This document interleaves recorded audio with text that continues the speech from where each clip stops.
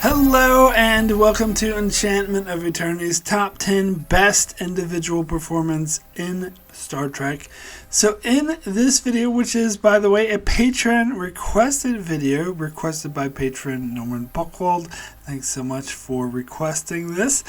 So in this video, I will rank in my opinion, the 10 best performances from a main cast member or supporting cast member in the Star Trek franchise, up to, Enterprise, so the first 5. So, I'm looking at a specific episode where an actor gave one of the best performances. So this is different than the video I did where I ranked my favorite actors in Star Trek, because that was looking at the entire body of their work within Star Trek, where here I'm just looking at one specific episode and rating that one individual performance against the other individual performance. And this does not include one-off guest actors who only appeared in one episode. I have a different countdown of top 10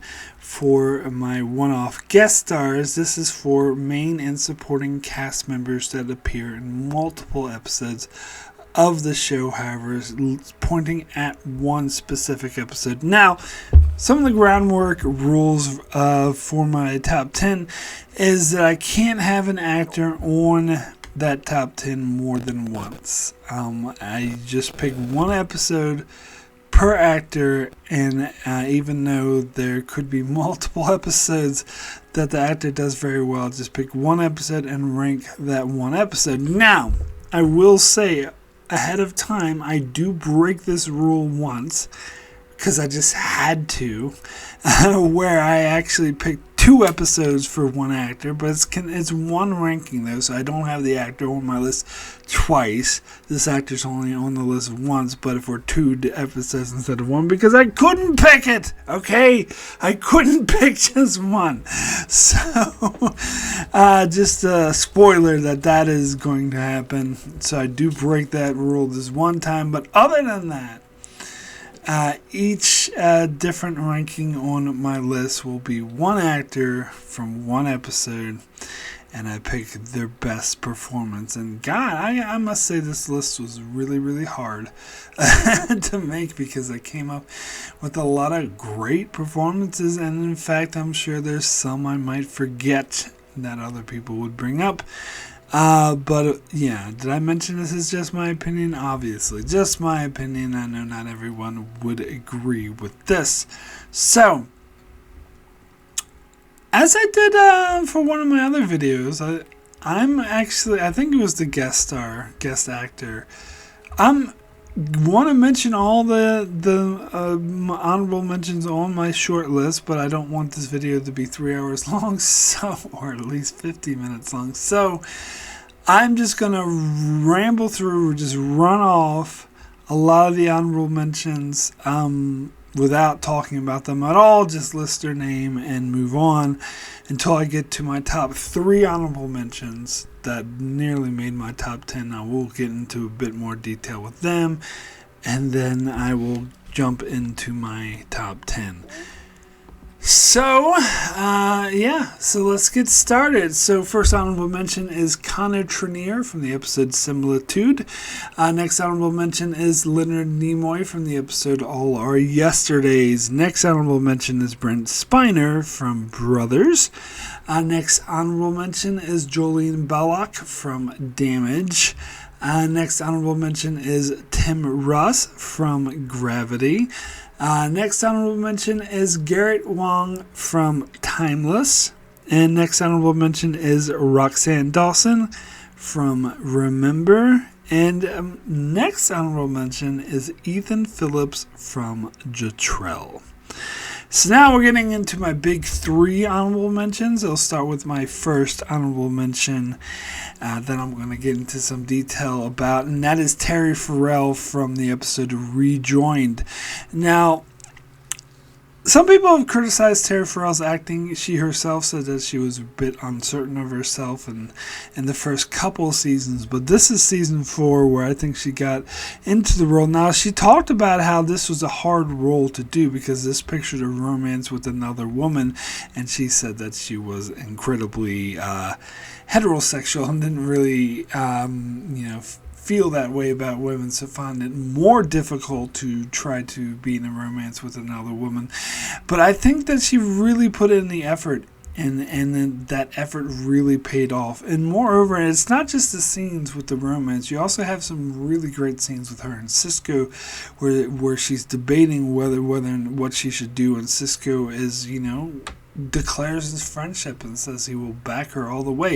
And that's another thing about this episode, that this is directed by Avery Brooks, who is a wonderful director. Not a particularly good actor in my humble opinion, at least not a good actor on TV. Maybe a theater actor he'd be quite great at.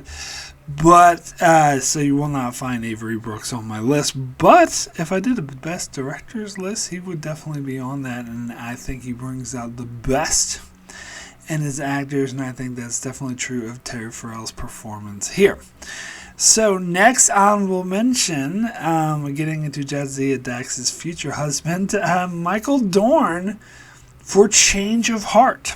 Now, this might be a weird choice for Michael Dorne. I'm sure most people would pick something like Sons of the Father, Reunion or Redemption, or Way of the Warrior, or something where he's more typically being Worf, Klingon, Worf. But I kind of chose this episode, which I really like. I think it's an underrated episode. One of the best romance episodes.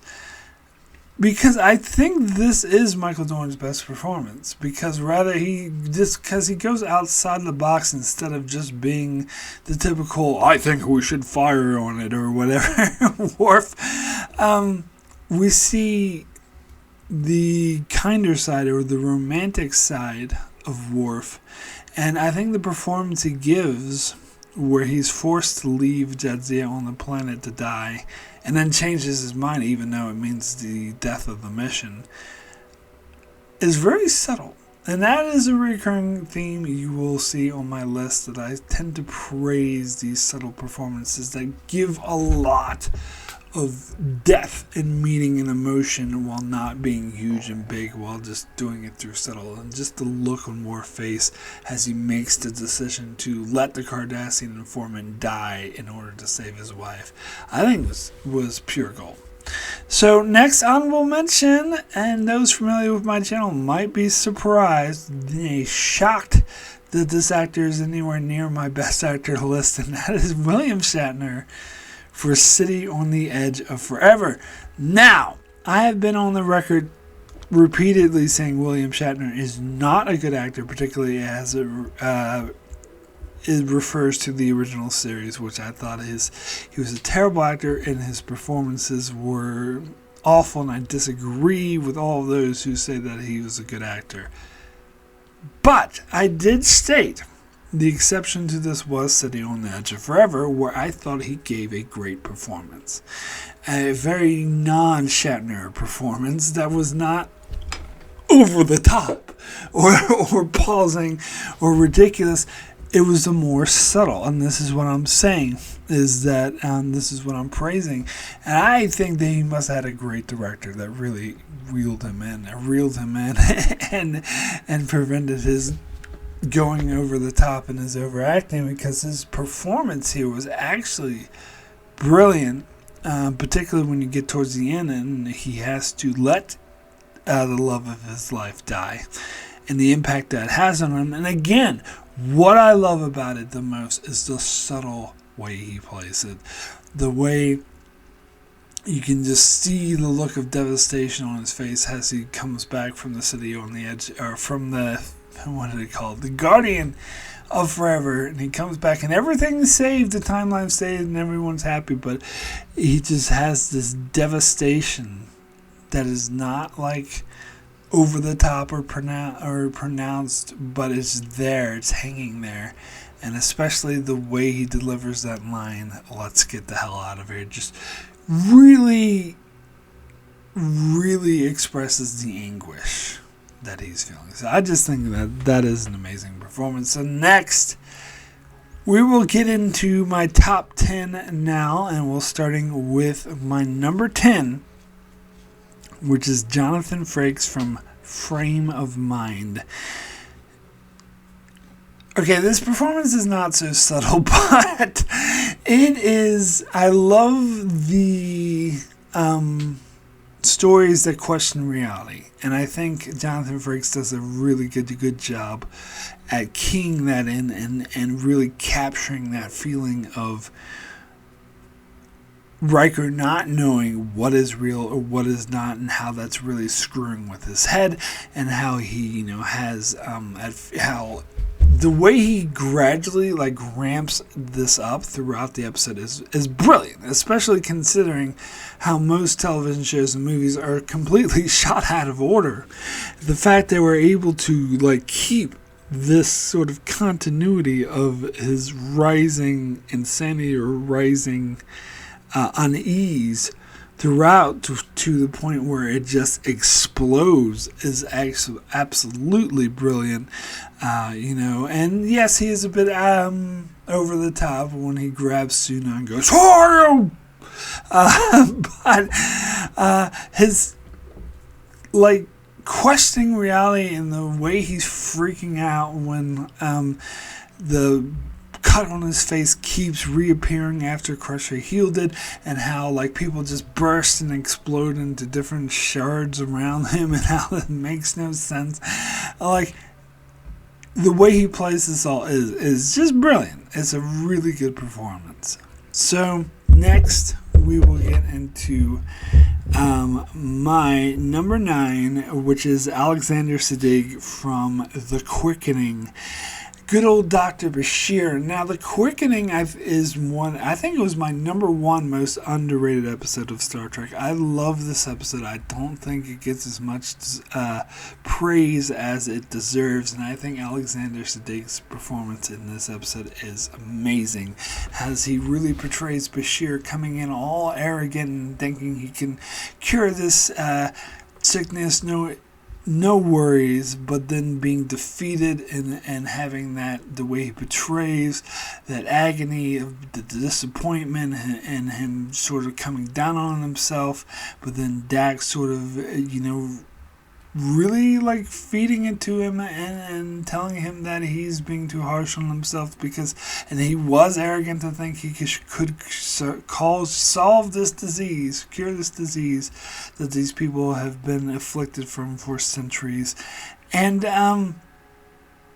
also the friendship that he gets with the nurse Ikoria, the way he plays that and builds that is really natural, but especially the ending where he finds the vaccine and saves Ikoria's baby, but Ikoria dies, and the way Sadig plays this is just pure brilliance. And then you see him back on Deep Space Nine agonizing over trying to find a cure. Again, amazing performance.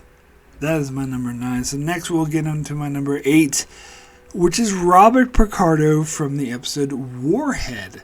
Now, Robert Picardo, of course, plays the holographic doctor on Voyager, but in this particular episode, he's also playing a sentient weapon of mass destruction, which takes over the Doctor's hologram in order to communicate with Harry Kim and the others as he takes over the ship and takes Harry Kim and B'Elanna hostage and threatens to destroy Voyager unless they deliver him to his target.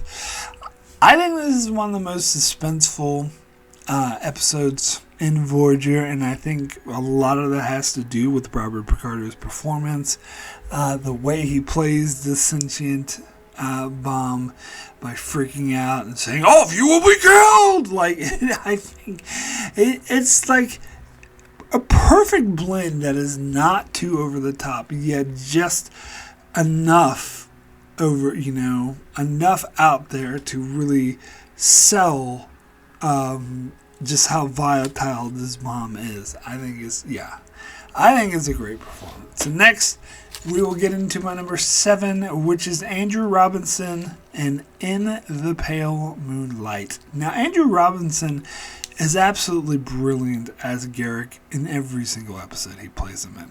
He's the highlight of every episode he's in. The way, and that's why I named him as one of my favorite actors, because he never fails as Garrick. But in this episode in particular, which of course is one of the best episodes of the franchise, he really shines. At first, throughout most of the episode, he shines as being a typical Garrick and giving an amazing performance like he always does. It's just top notch, like at its best throughout the episode. The way he taunts Worf by saying, "Always a pleasure, Mr. Worf," or the way he taunts Sisko by saying, "Oh, well, if we have to deal with this shady guy, otherwise you can call the whole thing off," knowing full well that Sisko wouldn't call it off, and the smugness on his face when he realizes Sisko doesn't call it off. But of course, the best part of his performance is at the end, when Sisko just starts punching him when he realizes what he's done. And he's like, "If you allow your anger to subside, you will see they had not died in vain." And the way he just feeds it to Sisko is saying it only cost one Romulan senator, one criminal, and the self-respect of one Starfleet officer. I don't know about you, but I call that a bargain. What an amazing, it's just such a great performance. So next, we'll get into my number 6, keeping it in the Cardassian family, with Mark Alamo from Sacrifice of Angels. Now again, Mark Alamo is brilliant as Ducat in almost every episode he appears in. Not every one, sometimes he's a bit too over the top, sometimes he's a bit too friendly, which he shouldn't be friendly, but for me, Sacrifice of Angels is definitely the highlight of Ducat's sort of evilness, his smugness, particularly the conversation he has with Wayum about controlling Earth. The key to controlling the Federation is conquering Earth, and if a resistance is going to come, it's going to come there, so we have to smash them. And how Wayum wants to do things differently, basically just kill everyone, and Ducat's like, no, you have to earn their respect, then you kill them. It's such, like, I would say typical Ducat, but top level Ducat. But then you get the end of the episode when he loses his mind. And again, I think the way Mark Alamo plays this is so true to the character. Like, he understands his character so well and is able to play this massive change, this like mental breakdown so well, especially, when he realizes the Dominion was just about to win, and then Starfleet wins instead with the help of the prophets. The way he freaks out going, "Victory was within our grasp!" And then, of course, his daughter is killed right in front of him, and he freaks the hell out, and you see him in the brig at the end of the episode, totally lost his mind, going, I love you too, or whatever. God damn. Such a good performance. So next, we will get into my number 5, which might be a controversial pick because so many people do not like this actress. In fact, when I did a worst list for Star Trek actors, I had multiple comments of people saying this actress should be on this list. She's one of the worst actresses in the franchise, and I fight back against that, and the main reason is this episode. So my number 5 is Marita Sirtis for Face of the Enemy. Now, is Marita Sirtis' performance throughout Next Generation great? No, which is why she didn't make my top 10 best actors overall. A lot of times her performance is flat and wishy-washy and not very good. However, I would argue that has a lot to do with the writing more than anything else, that the character of Counselor Troy was never written very well. And in the few instances that she is written well, such as this episode, Face of the Enemy, Marita Sirtis shines. So I think it has more to do with bad writing than bad acting. And I think anyone who calls Marita Sirtis a terrible actor should watch this episode first and just see how objectively wrong they are, because she gives such a goddamn good performance in this episode. It completely blows me away. The way she has to deal with the different Romulan situation, how she's always on the edge of her seat in fear for her life, and at first she's just very terrified of what to do, and eventually she falls into this role to the point where she yells at her Romulan handler and threatens to have him killed unless they go with her plan. That was such... Do I make myself clear, Sub-Commander? God damn it, that was such a good performance. Anyone who says she's a terrible actress is flat out wrong, needs to watch this episode. Anyway, we will now get into my number 4, Michelle Forbes from Preemptive Strike. Preemptive Strike, another criminally underrated episode, one of my favorite episodes, and Michelle Forbes is one of my favorite actors in all of Star Trek and the whole franchise. I loved Ensign Ro mainly because of her performance.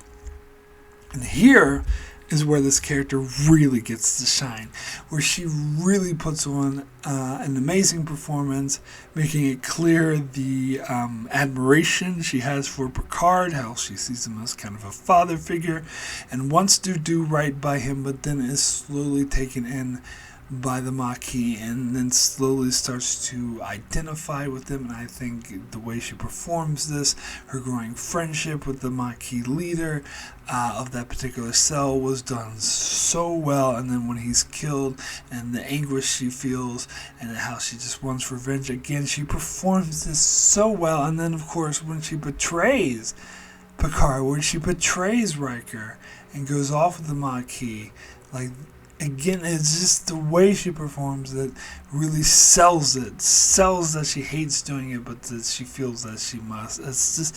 It is an outstanding performance for a really great episode that is underrated. So next, we will move over to my number 3, which yet another underrated episode. Jerry Ryan for the episode Drone. And now anyone who says Jerry Ryan is just a pretty face or is just there for sex appeal is really being, I don't want to use this word, but they're being wrong. Let me put it that way. They're being, not nice. I'm not going to say the word I'm thinking of, but they're flat out wrong. She's a really, really great actress, and particularly in this episode.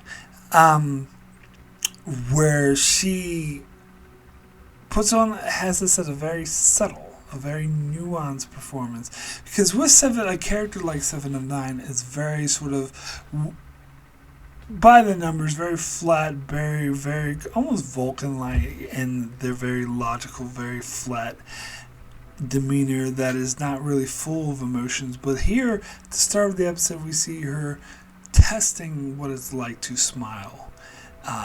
And playing with trying to discover her emotions, and then through a weird freak that is not very scientifically accurate, she becomes a mother figure to a naive drone and sort of nourishes this mother-son relationship where he starts to sort of adore her and to see her as a mother, to the point where he ends up sacrificing himself to save her, to save Voyager. And this was so well earned.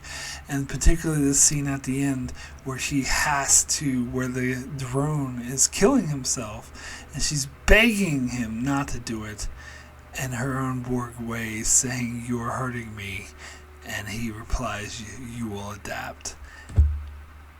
And the heartbreak she feels. And then we see her looking at the same mirror she did when she was trying to smile, and just the utter devastation she has where she can't smile. It was one of the most powerful moments, I think, in the franchise, and she played it so well. So well.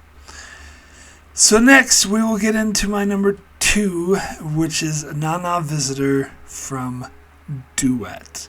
Now, Duet, of course, one of my favorite episodes of the entire franchise, and it's mainly an actor's episode. I had Harris Yulin, who played Eamon Maritza, the big guest star of this episode, as my number one favorite guest actor. And I think a lot of people incorrectly say that Nana Visitor does not give a really good performance in this episode and doesn't keep up with Harris Yulin. And they are objectively wrong, of course, because she actually gives an amazing performance. Now, is Nana Visitor's performance always amazing? Not really. She had some subpar performances in the earlier episodes of season 1, but in this episode, she absolutely nails it. She nails the anguish. It's not just, Harris Yulin gives an amazing performance, as I said, but it's not just him.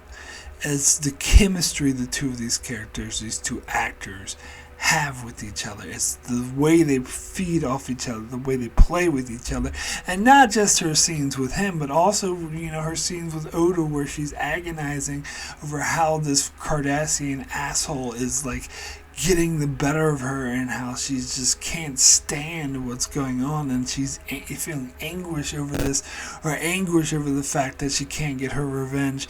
And then at the end, her sort of, when she realizes that this is actually a good man trying to do good, the way she comforts him and says, "I refuse to let you die." It's an amazing performance. It is not just Harris Yulin, it's also her amazing performance. So now we will get into my number one favorite individual performance, and that is Patrick Stewart, of course. And this is the one I alluded to at the start of my video, where I could not pick one episode. So I'm going with 2 episodes, The Inner Light and Chain of Command Part 2. And there's many, many more great Patrick Stewart performances, because he's clearly the best actor in the Star Trek franchise. He's an amazing actor, but I had to boil it down to these 2 episodes. I kept going back and forth. It's got to be The Inner Light. No, it's got to be Chain of Command Part 2. No, it's got to be The Inner Light. Until finally I just realized I can't choose between them. I've got to choose them both, because each episode highlights different aspects of Patrick Stewart's amazing performances and why he's a great actor. Now, The Inner Light focuses more on the subtle performance, how, again, getting back to the subtle, how they can portray such powerful emotion through very subtle glances and looks, and just very slight of looks could speak louder than 1,000 words. But on the other hand, you have Chain of Command Part 2, which the performance is not so subtle, but still absolutely riveting, absolutely amazing, that really portrays how witty Picard is and how strong his spirit is, and just the dangers of torture. And plus, Patrick Stewart threw so much into this performance, because torturing was, and he did a lot of research on torture, because it is an issue that meant a lot to him, so he wanted to make sure he got it right. Now, The Inner Light, we have moments of him being confused of where he is, which is very typical. But then what really makes his performance great is he sold the fact that Picard would actually settle into this family life. And he sold the fact that he had, from his perspective, had been on this planet for years and eventually decades, and he sold the romance that he was having with this woman. He sold that they were building a family together.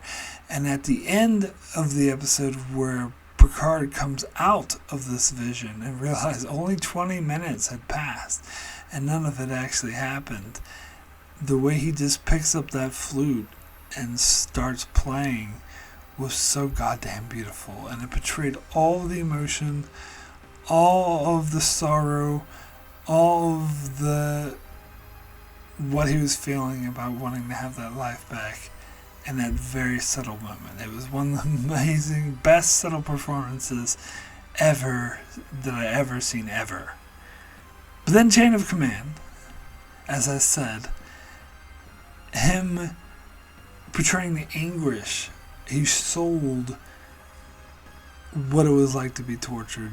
He sold the battle of wits he was having. And he was actually getting the upper advantage, even though he was suffering painfully because of that. And then, of course, you have the classic line of "there are 4 lights," the way he just yells it. And how could I not choose that? So I had to choose them both. But that is my number 1, Patrick Stewart. So that is it for my top 10 best individuals' performances in Star Trek.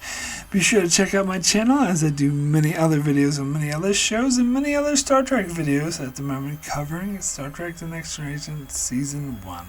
So be sure to subscribe so you can keep up with all of that, and thanks a lot for watching.